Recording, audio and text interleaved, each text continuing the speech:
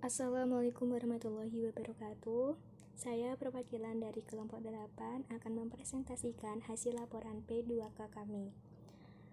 Kelompok 8 beranggotakan saya Intan Nurhazizah, kemudian Aza Afifah, Dinda Fatimah, dan Nurul Fauziah Agustin. Kami mengambil judul mendirikan dan mengelola Small England sebagai jalan sukses berwirausaha. Small England merupakan perusahaan bimbel bahasa Inggris. Perusahaan ini didirikan pada tanggal 20 September 2004 yang berawal hanya menggunakan garasi rumah untuk mengajar.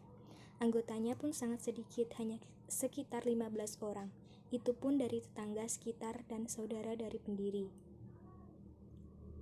Latar belakang yang pertama, bahasa Inggris sangat penting bagi para pembisnis karena bahasa Inggris adalah bahasa yang digunakan sebagai bahasa internasional. Jika seseorang mempunyai skill berbahasa asing, mereka mempunyai kelebihan yang akan mendukung usaha mereka. Karena mereka bisa mengenalkan kualitas produknya ke kancah dunia dan menjalin kerjasama dengan negara lain melalui pasar bebas. Dengan begitu, produknya akan dapat lebih dikenal di berbagai negara. Sedangkan untuk bisa mendapat pelajar bahasa Inggris dengan baik, kita tidak cukup hanya sekolah saja, kita juga perlu kursus bahasa Inggris. Jadi, kursus bahasa Inggris cukup berperan dalam memajukan kemampuan bahasa Inggris kita. Dan dengan adanya laporan ini, kami akan memaparkan laporan hasil dari wawancara kami dengan Bapak Edi Purwanto selaku pendiri Small England. Kajian teori, tinjauan tentang konsep mendirikan usaha. Di revolusi industri 4.0 menuju society 5.0, hampir semua negara berlomba untuk bisa menguasai pasar internasional, mengembangkan inovasi dan teknologi, dan mendirikan perusahaan-perusahaan yang andal yang akan menjadi jalan untuk menguasai pasar internasional.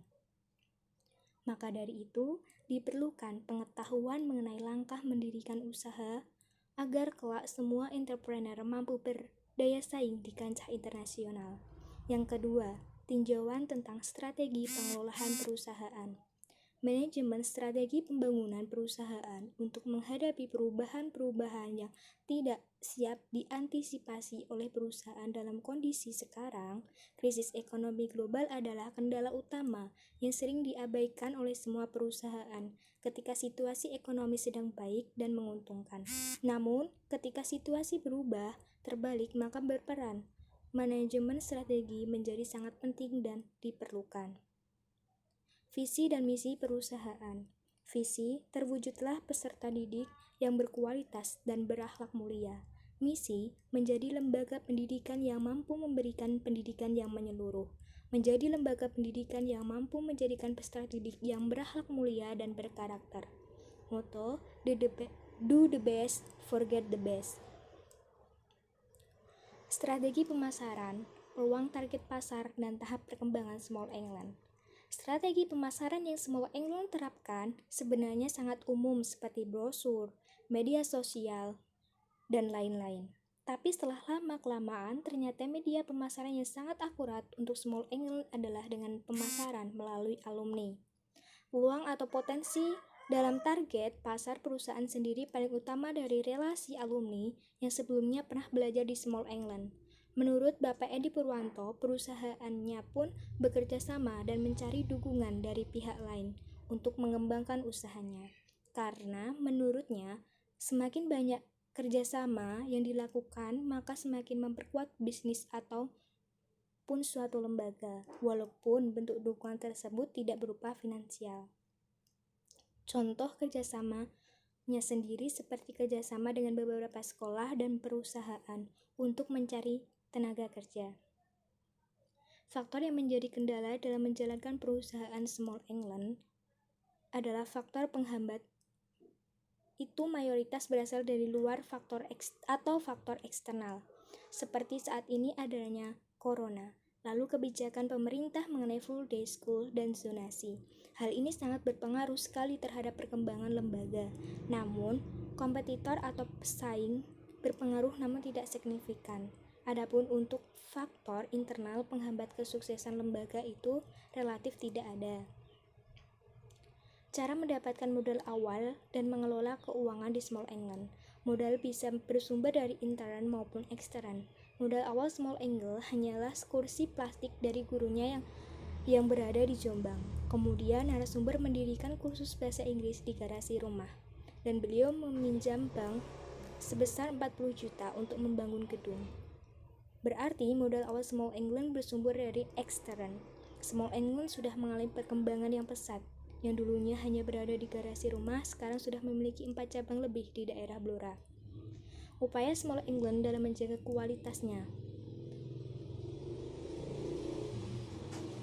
Small England merupakan salah satu perusahaan jasa di bidang pendidikan. Perusahaannya pun sudah berdiri sekitar 16 tahun lamanya. Dalam mengembangkan usaha yang dapat bertahan hingga waktu yang panjang, perlu adanya kepercayaan masyarakat sebagai konsumen. Masyarakat mempercayai suatu perusahaan atau lembaga dikarenakan kualitas perusahaan tersebut.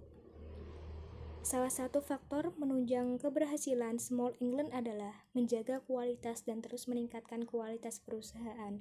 Adapun cara yang dilakukan Small England adalah menjaga kualitas dengan memberikan pendidikan yang terbaik terhadap peserta didiknya, menerapkan sistem belajar dan tata tertib yang sesuai dengan visi dan misi Small England, serta meningkatkan kualitas pendidik sebagai tutor dalam lembaga kursus.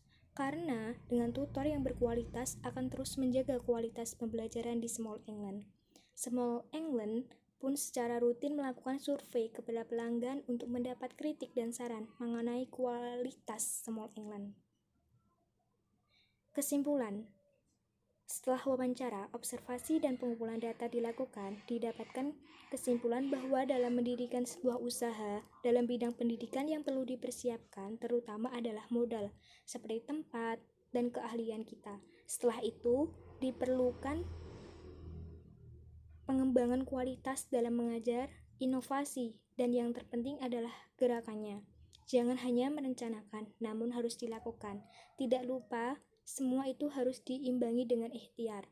Selain itu juga, kita harus meniatkan mendirikan sebuah usaha adalah karena Allah SWT.